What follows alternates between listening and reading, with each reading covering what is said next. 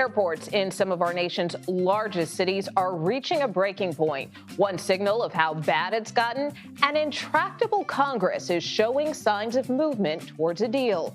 Ground zero for delays is Houston's George Bush Intercontinental Airport, where passengers have been waiting for 240 minutes with 4 hours of lines snaking through multiple terminals. At Atlanta's Hartsfield-Jackson International Airport, 37% of TSA workers called out. This is the nation's busiest airport. And this Friday will mark the second paycheck TSA workers could miss. On Monday, nearly 11% called out, and more than 450 TSA officers have quit since the start of the partial shutdown 38 days ago. Finally, on Capitol Hill, where many Americans lay blame, progress. A new offer was put forth by Republicans to fund most of the Department of Homeland Security and separate it from ICE, and funding for the agency's enforcement and removal operations. Late today, our Taurean Small spoke with Minority Leader Chuck Schumer, who responded to the offer. This does not have any reforms in ICE, but they've sent us, negotiations are ongoing, and they've sent us an offer, and we'll be sending them an offer back. And I can assure you it'll contain significant reform in it. Starting us off tonight in Houston is Nicole Sganga, who has watched as thousands have stood in extremely long lines. Nicole, set the scene for us. Yeah, Nicole, not only have we watched, but we ourselves have stood in lines this morning. We stood in a line for 3 hours in Terminal A. We're in Terminal E now. We're going to pan the camera so you can see, in addition to the 3 levels of security here, it is both inside and also outside of this terminal here. And these travelers behind me say they've been waiting in line for approximately 2 hours. They've got a little ways to go here, and it has been another busy, crazy day at IAH, with travelers calling this frustrating, annoying, even dangerous, as the line begins in the basement subway corridor that has limited AC and access to water, food, and cell service. Folks online down there rebooking their flights frantically. Now, as for who passengers say is to blame, no one I've spoken with of the travelers here say it's the TSA workers' fault. In fact, many place the blame squarely on Capitol Hill.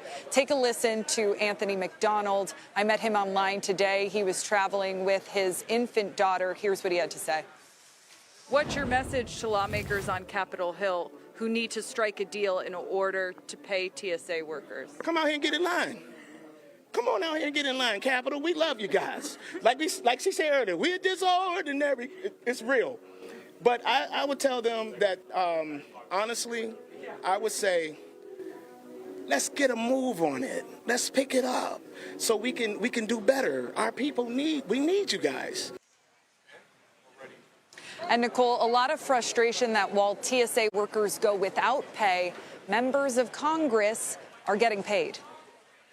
Yeah, and they're also starting to lose some of their privileges in terms of getting through the airport. But that gentleman you spoke to also sounds like he wants a record deal. But meantime, what role is ICE having there and at other airports across the country? Yeah, trying to keep spirits up there. And in fact, ICE personnel also handing out water bottles today, offering some direction and words of encouragement, along with the airport staff that is out in full force. In fact, we talked to some of the airport members that usually sit behind desks, but they're out wearing neon shirts today, sort of directing traffic. As for what ICE personnel have been assigned to do, they cannot replace a TSA officer one-to-one. And that's some of the concern here, right? TSA officers, there are over 3,200 who called out sick today, over 450 who have quit during this last shutdown alone. Takes a lot of training to become a TSA officer, 4 to 6 months for every officer. So the concern that as these shutdowns continue, and we've seen 3 in just about 6 months, more and more TSA personnel will hang up the towel, will say they don't want another government shutdown, and we're going to be facing a serious challenge here at our airports. All right, Nicole Sganga, you hang in there, and obviously those passengers there, like you said, trying to keep their spirits up, and the TSA officers for that part two. We thank you so much for your reporting tonight. Thank you. And we turn now to Taurean Small, who joins us now from Capitol Hill. Taurean, how is this new offer to split off some of ICE funding from the broader DHS budget going over with lawmakers?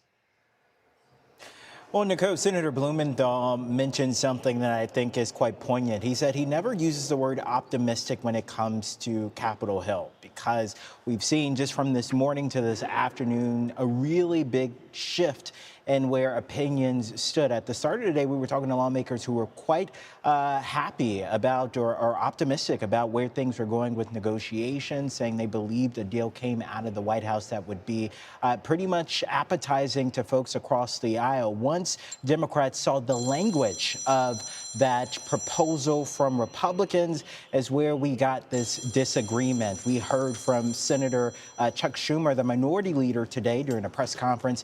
He said that this deal as it stands just isn't quite meeting the moment. He said that it didn't address the concerns, the chief concerns they had about immigration reforms. And Senator Kaine actually broke that down for us. So the two main components of ICE are HSO or HSI, which is Homeland Security Investigation, and then ERO, which is essentially operations. And this would fund HSI while not funding ERO. That second part would essentially go through the budget reconciliation process. I asked Leader Thune about whether or not reforms would still be a part of the conversation if this deal did go through and they would pursue reconciliation on their own. This is what he had to say. Well, I mean, I think that's going to be up to them. The reform, honestly, this has all been about reforms that they said they wanted, and we have repeatedly showed up.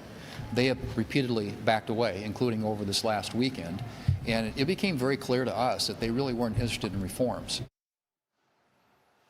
It appears leverage is at the heart of these negotiations. With a few days left before recess, it appears both sides are really looking to needle the other side into seemingly giving up concessions or giving into concessions before they ultimately decide on voting on a package. But we'll still be watching some of those moderate Democrats who voted to end the previous government shutdown to see if their opinions have changed at all in the past couple of hours. Nicole. And then real quick, Taurean, I just want to ask you, obviously, I know Leader Thune, and, he had mentioned that earlier to me as well today about the reforms, and he felt that Democrats were stalling here. Obviously, Democrats say that they plan to respond to Republicans' offer. Any sense of what Democrats are seeking? Well, they're maintaining that they want to remove ICE completely, not just one component of it, from this funding bill. I also would note that CBP was also a part of their demands. They didn't want to fund CBP either, just every other agency on the department except for those two. I haven't heard lately if they have moved where they stood on CBP, but this is included in this funding package under the Republican proposal. As it stands, though, even if this goes out of the Senate, this will have to go to the House for its approval. We heard from Speaker Mike Johnson, who said that he was unhappy with the idea of separating this bill. He said he and his conference is prepared to vote fully on this DHS spending bill, but not necessarily separated. So we'll see if that changes, if it makes it to them as it stands right now in this Republican proposal. All right, Taurean Small reporting from Capitol Hill. Thank you so much.